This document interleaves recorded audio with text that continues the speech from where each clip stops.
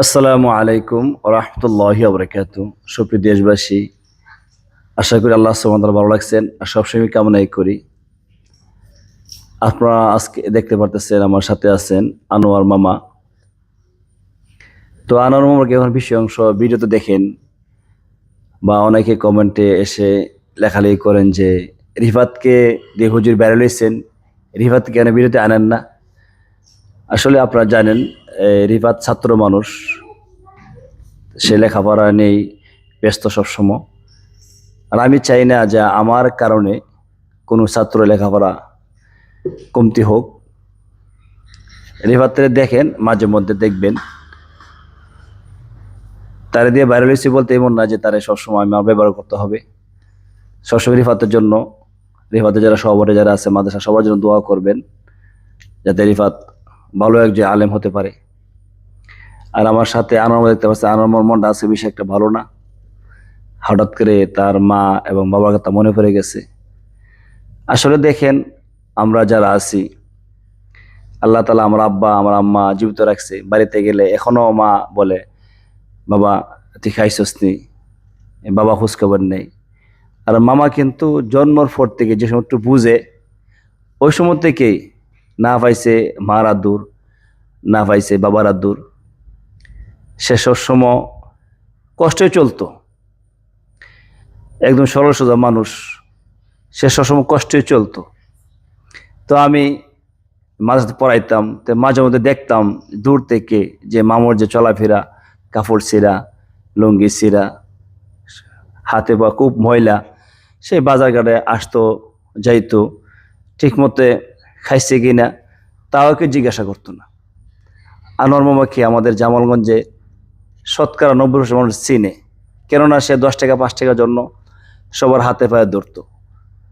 কেউ দিত কেউ দিত না, তারা অনেকেই যেহেতু সে বিরক্ত করতো মানুষকে, একটু কোদান দিত, দাগবে দিত। তো এখন তো আলহামদুলিল্লাহ আপনারা যারা আমার ফ্রেন্ড ফলোয়ার আছেন, অনেকেই দেশ থেকে বিদেশ থেকে আলহামদুলিল্লাহ অনেকে আমাকে সহযোগিতা করতেছেন। আসলে সুখ যে একটা জিনিস, এর টাকা পয়সা দিয়ে আসে না। মানুষের মনে যে একটা শান্তি, এটা আলাদা একটা বিষয়। এই যে আমরা গিয়ে ঘরে গিয়ে মা বলি, বাবা বলি, বাপ মা দিল করলে ঠান্ডা হয়ে যায়। তার তো এমন একটা দুঃখ করার জায়গা নাই। হ্যাঁ, তার বাড়িতে আছে, তার বাড়িতে তার ফ্যামিলি, তার সংসারে সবাই ব্যস্ত। কিন্তু আল্লাহর কি মর্জি, আপনারা যারা ফ্যান ফলোয়ার আছেন, আপনারা ভিডিওটা শেয়ার দিচ্ছেন, লাইক দিচ্ছেন, কমেন্ট করছেন। শুধু চাঁদপুরের শাহজাহান ভাই সৌদি আরব থেকে, উনার নজরে পড়ে। একদিন আনোয়ার দোয়া করেছিলেন হজ করতো, আল্লাহ তাআলা দোয়া কবুল করছেন। শুধু আনোয়ার মামা না, সাথে আরো 6 জন মানুষ আলহামদুলিল্লাহ আমরা উমরা করে আসছি, আপনারা দেখেছেন। তো এখন আনোয়ার মামা মাদ্রাসাতে আমার সাথে আছে। আমি যদি জীবিত থাকবো, আমি যদি খাই মামা খাবে, আমি যদি না খাই তো ইনশাল্লাহ মামা বাস থাকবে না। তো সবাই আমার জন্য দোয়া করবেন। তো মামাকে এখন জিজ্ঞাসা করব যে কত বছর বয়সে মাকে হারাইছি, বাবাকে হারাইছি, দেখি সে বলতে পারে কিনা। আমি তো প্রায় এই লম্বাবাগ গ্রামে, কালীপুর গ্রামে সহ প্রায় 10-12 বছর হয়ে গেছে। ওই সময় থেকেই ওই সময় থেকে দেখতেছি তার মা এবং বাবা নেই। তার বাপ মা আরো আগ থেকে মারা গেছে। তো মামা, জি। মনটা দিয়ে ভালো না আপনার? কি অবস্থা? বেশি মনে পড়ছে আব্বা আমার কথা? হ্যাঁ, ও না আপনি কত বছর বয়সে মারা হারাইছেন? আপনি কত বছর বয়সে? 14-15 বছর হইব। মানে 14-15 বছর হয়ে গেছে না? আমার টার আছে আপনি আম্মার, আপনার আব্বার টার আছে? না, টার নাই? মানে আম্মার লাগে আমরা বেশি মনে পড়তেছে করে। তে প্রায় সময় মা বাবার কথা মনে কান্না করে। সে কিন্তু সরল সোজা, তার মনটা একদম সরল। আর আমার মনটা, আমরা তার কথা শুনে অনেকে আনন্দ ফুর্তি পাই, কিন্তু তার ভিতরে একটা কষ্ট আছে। আজকে সবসময় আমার লগের লাগে কিসের জন্য? যেহেতু সে সবাই পরিচিত, আর সে তার রাগ বেশি। আনোয়ার মামার রাগ বেশি, মানে সহজে সে তার রাগ উঠে যা। সরল মানুষ তো, যাতে মানুষ একটু বিরক্ত না করতে পারে, মানুষ একটু কষ্ট না দিতে পারে, এই জন্য সবসময় আমার সাথেই রাখি। আমি বাসাতে গেলে সাথে নিয়ে যাই, আবার চলে আসলে আমার সাথেই নিয়ে আসি, যাতে করে মানুষ বিরক্ত না করে। সে তো আর বুঝে না, সে যে ফেমাস মানুষ, তারা সবাই পছন্দ করে, মায়া মহব্বত করে, সে কিন্তু এগুলো বুঝতেছে না, সেগুলো বুঝতেছে না। আজকে আমার সাথে আছে, একবার যদি কেউ 200 টাকা দিয়ে বলে তুমি হুজুরকে অনেক কিছু গালাগালি করো, সে বলে দিবে আমার গালাগালি করবো কিসের জন্য, সে তো তার এই জ্ঞানটা নাই। অনেকে আজকে আমি একটা ভিডিও ছেড়েছিলাম, সূরা ফাতিহা আলহামদুলিল্লাহ সূরা, সে কিন্তু কোনো জিনিস মনে থাকে না, পড়া বলেন বা যে কোনো জিনিস অবশ্যই সে ভুলে যা।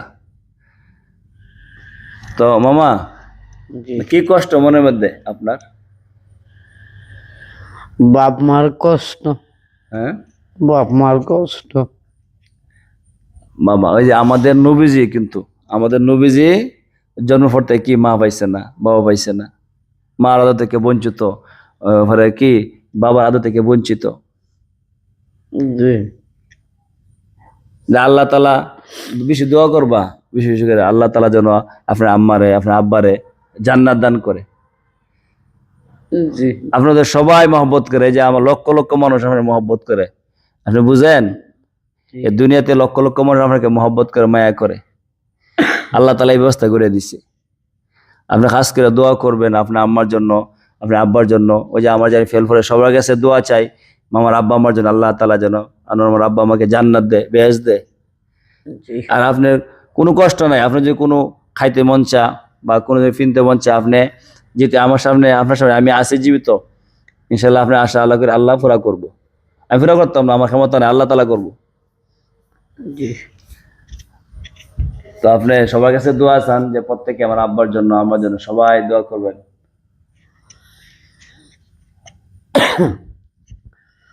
আমার আম্মার জন্য, আমার বাপের জন্য দোয়া করবেন, আপনারা দ্বারা অনুরোধ লইল।